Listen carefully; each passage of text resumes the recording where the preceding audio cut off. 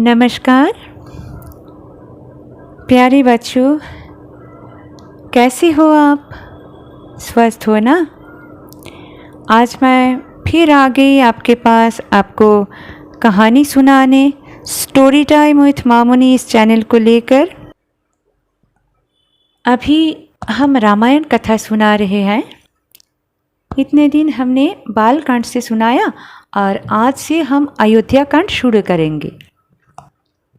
तो बच्चों शुरू करते हैं। चारों राजकुमारों के विवाह के उपरांत कई वर्षों तक अयोध्या में प्रसन्नता और आनंद का माहौल बना रहा। एक दिन राजा दशरथ ने सोचा कि अब वे बूढ़े हो रहे हैं, अतः राज्य का उत्तराधिकारी चुन लेना चाहिए। तो अगले दिन उन्होंने महर्षि वशिष्ठ के समक्ष अपने विचार रखे। महर्षि वशिष्ठ ने उनके विचार का स्वागत किया। फिर सभा बुलाकर मंत्रियों और दरबारियों के समक्ष प्रस्ताव रखा कि वे अपने बड़े पुत्र राम को अयोध्या का उत्तराधिकारी बनाना चाहते हैं। तो सभी ने खुशी से एक मत से उनके प्रस्ताव का समर्थन किया, क्योंकि राम सबके प्यारे थे। राजा दशरथ बहुत प्रसन्न हो गए। राम उनकी आंखों के तारा थे और योग्य भी थे, और कुल के प्रथानुसार वही राजा बनने के अधिकारी थे, क्योंकि वे बड़े थे। तो वे चाहते थे कि अयोध्या की गद्दी पर राम ही आसीन हो। उनकी इच्छा जल्द ही पूरी होने वाली थी। तो उन्होंने राम को बुलाकर अपने निर्णय के बारे में बताया। राम ने भी सहमति जताई, क्योंकि राम तो हर आदेश का पालन करते थे पिताजी का। तो शीघ्र ही राम के राज्याभिषेक का समाचार पूरे नगर में फैल गया। और उस समय भरत और शत्रुघ्न अपने ननिहाल कैकय गए हुए थे। तीनों रानियों के महल में समाचार भेजा गया। तीनों रानियां बहुत खुश थे। अगले दिन राज्याभिषेक होना था, इसीलिए सभी लोग जोर शोर से तैयारियों में जुट गए। ये अयोध्या के सभी नागरिकों के लिए हर्ष और उल्लास का समाचार था, क्योंकि राम तो सबको प्यारे थे। सभी लोग बहुत खुश थे, पर एक दासी एक को ये समाचार बिल्कुल पसंद नहीं हुआ। वो थी रानी कैकेयी की दासी। उसका नाम था मंथरा।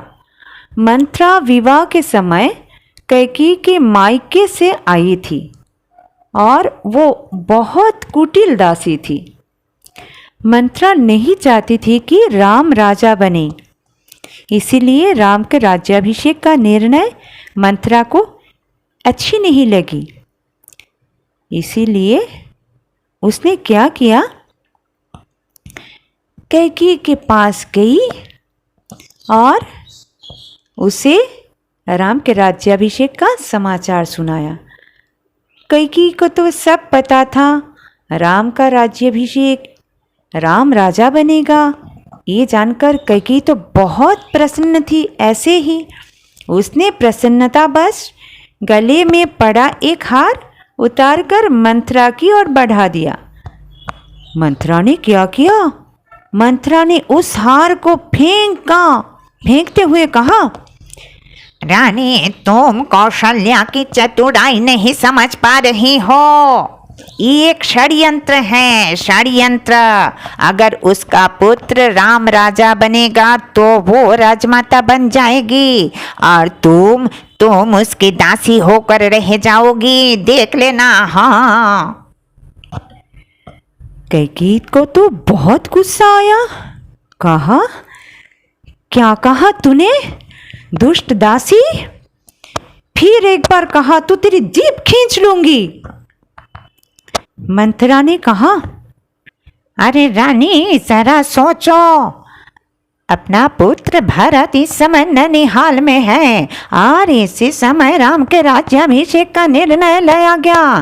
क्या ये षड्यंत्र नहीं है? तुम क्यों समझ नहीं पा रही हो? जरा सोचो। कौशल्या जिसको तुम दीदी समझती हो वो तुमको दासी बनाएगी और तुम्हारा पुत्र भरत अयोध्या राज्य का एक आम नागरिक बनकर रह जाएगा।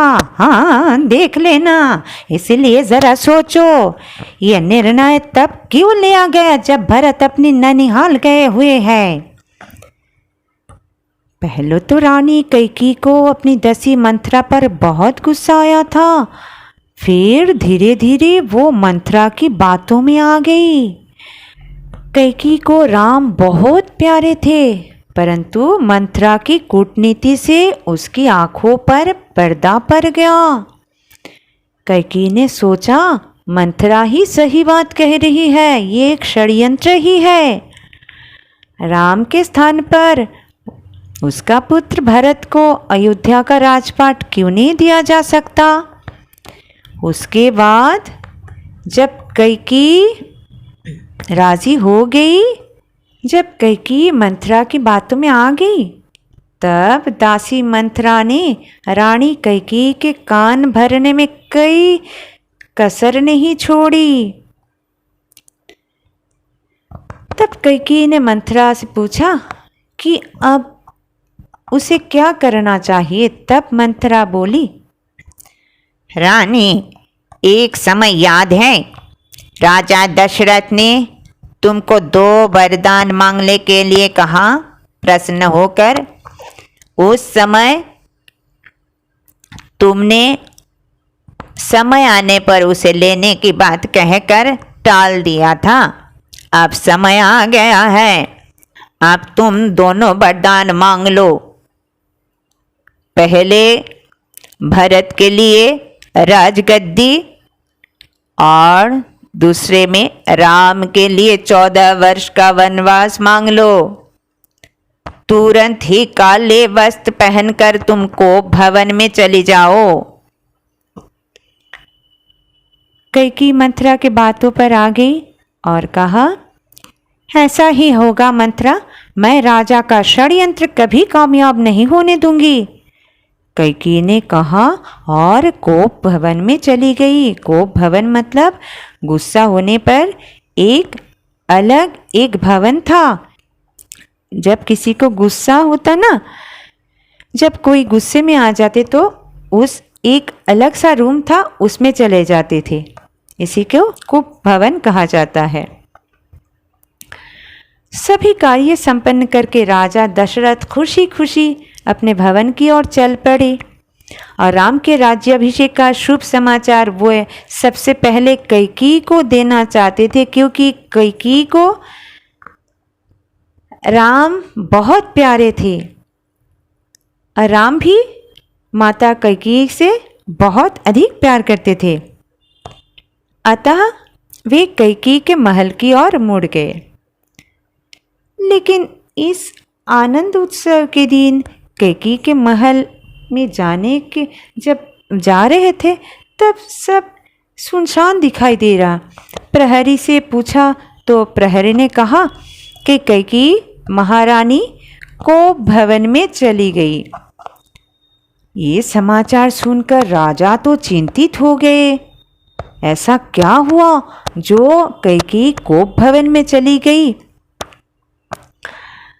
राजा चिंतित होकर तुरंत कोप भवन में पहुंचे।